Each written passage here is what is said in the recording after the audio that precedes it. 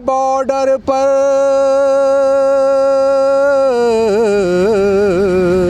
दिल्ली के सारे बॉर्डर पर संघर्ष हमारा जारी है। बंगाल में तुमको हरा दिया, अब यूपी की बारी है।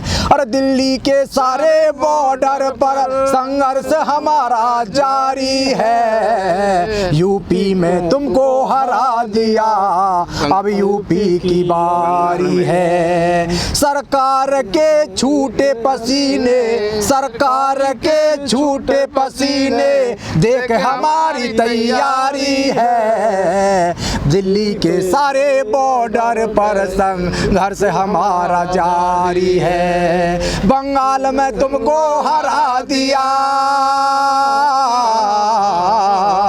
बंगाल में तुमको हरा दिया, अब यूपी की बारी है। दिल्ली के सारे बॉर्डर पर संघर्ष हमारा जारी है। तबाही तुमने मचा दी देश में, तबाही तुमने मचा दी देश में, कर दी जनता की ख्वारी है। दिल्ली के सारे बॉर्डर पर संघर्ष हमारा जारी है। बंगाल में तुमको हरा दिया, अब यूपी की बारी है। अब ना तुमको देंगे मौका, अब ना तुमको देंगे मौका, कसम ये हमने खाई है। दिल्ली के सारे बॉर्डर पर संघर्ष हमारा जारी है। बंगाल में तुमको हरा दिया, अब यूपी की बारी है। अन्नदाता की भी नहीं सुनते,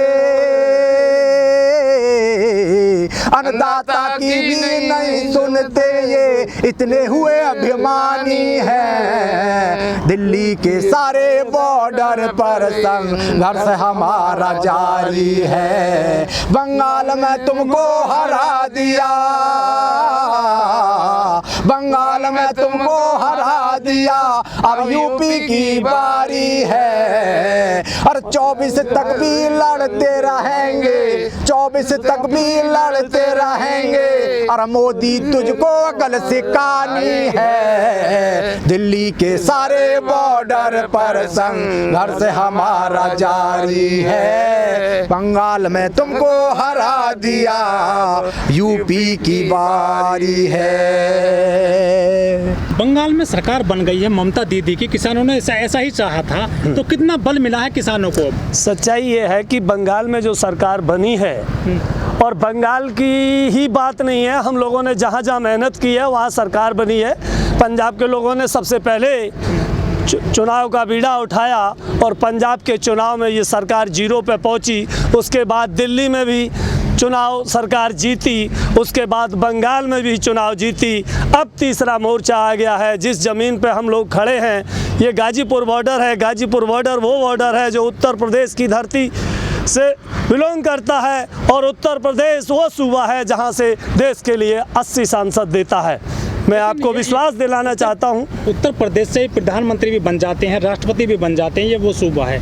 उत्तर प्रदेश ने जितने प्रधानमंत्री इस देश को दिए हैं आज तक किसी प्रदेश ने नहीं दिए हैं। उत्तर प्रदेश वो सूबा है जहां से सबसे ज़्यादा सांसद देश को मिलते हैं। उत्तर प्रदेश ही सच्चाई ये है कि उत्तर प्रदेश जिस दिन से देश आज़ाद हुआ है आज तक उत्तर प्रदेश जो है देश की राजनीति को तय करता रहा। इसलिए हम तुमको एक बार फिर बताना चाहते हैं कि बारी आ चुकी है उत्तर प्रदेश की।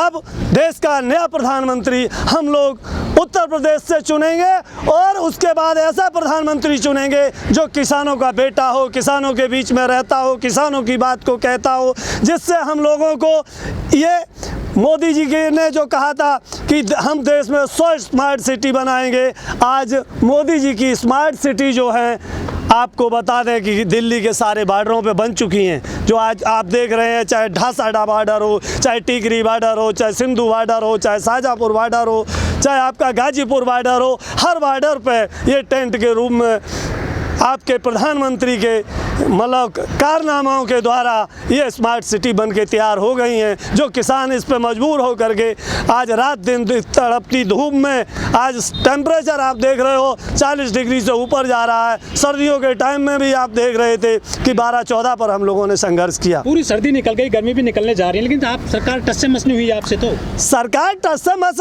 नहीं हुई, हमें इस चीज़ की चिंता नहीं है। सरकार का सत्यानाश हो गया, इसे हमें मतलब इस चीज़ की हमें खुशी है। सरकार अगर ताश नहीं होगी, ताश हो जाती सरकार, तो सच्चाई है कि इनकी कब्र नहीं खोदी जाती। जितना आंदोलन लंबा चढ़ेगा, सरकार तुम्हें बता दें उतने लंबे दिनों के लिए देश से जाएगी। सच्चाई ये है कि अब आपका उत्तर प्रदेश का चुनाव हो जाएगा 2022 में, यहाँ से इनका सफाया हो करके दिल्ली में इनका सफाया होगा, और जिस दिन इनका सफाया हो जाएगा, ये 20 साल नहीं 20 पीढ़ी हिंदुस्तान पे इतनी जुर्रत नहीं उठा पाएंगे। क्योंकि मोदी जी का काम ही है कि मोदी जी जब घर से निकले तो इनके ये अपने पत्नी के नहीं हुए। जब देश गुजरात में मुख्यमंत्री बने तो गुजरात में भी इन्होंने दंगे गोधरा वगैरह तमाम कांड कराए, वहाँ भी ये उनके नहीं हुए। जब ये देश के प्रधानमंत्री बने तो आप देख रहे हैं कि ये देश के भी नहीं हुए। तो घर से लेकर के, प्रदेश से लेकर के देश तक जब जो बंदा किसी का नहीं हुआ, तो आप वो समझ लो कि उससे उम्मीद ही क्या की जा सकती है। इसलिए हम सब लोगों ने ये बीड़ा लगाया कि ये किसी का नहीं है, ये केवल कारपोरेट का है। कारपोरेटों में सभी कारपोरेट का नहीं है, केवल 2-3 कारपोरेट चुनिंदा हैं देश में जो मोदी जी के इशारे पर काम करते हैं, जिनको मोदी जी की फंडिंग मिलती है, जिससे आरएस और बीजेपी पनपती है। ये चीज़ आपको बताने की सच्चाई ये है कि आने वाले समय में हम लोगों ने ये कसम खाई है कि मोदी जी का के लिए ये जो स्मार्ट सिटी उनने बनाई है, हम लोगों को बनवाई है मजबूरी में, ये स्मार्ट सिटी ही उनकी पार्टी का और आरएसएस का कब्र का काम करेंगी। तो हम आपको ये बताना चाहते हैं कि अब उत्तर प्रदेश की बारी आ गई। दक्षिण भारत के लोगों ने अपना पूरा फर्ज अदा किया और उत्तर भारत के लोगों ने अब बारी उत्तर भारत की आ गई। तो सच्चाई ये है कि आज 6 मई का दिन है और 6 मई के दिन आज चौधरी अजीत सिंह का निधन हुआ, और हमें वो दिन याद आ रहा है कि मैं भी दिल्ली में मेरा दूसरा दिन था जब चौधरी चरण सिंह का 27 मई को निधन हुआ। तो चौधरी चरण सिंह इस देश के किसानों के मसीहा थे।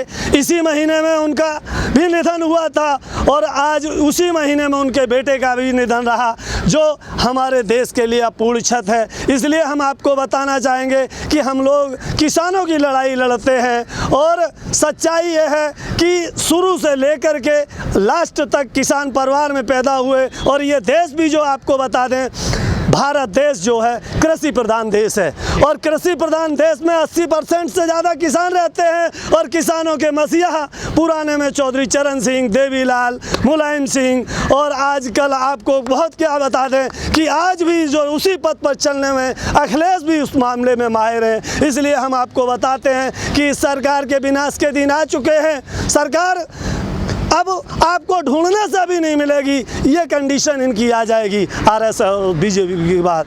चौधरी अजीत सिंह जी देश में किसानों के ही नहीं बल्कि पूरे देश के मजदूरों के भी नेता थे, मसीहा थे। वो पूरी ज़िंदगी किसानों की, मजदूरों की आवाज़ बने रहे। एक हमारे किसान आंदोलन के साथ भी उनको बहुत बड़ा योगदान रहा।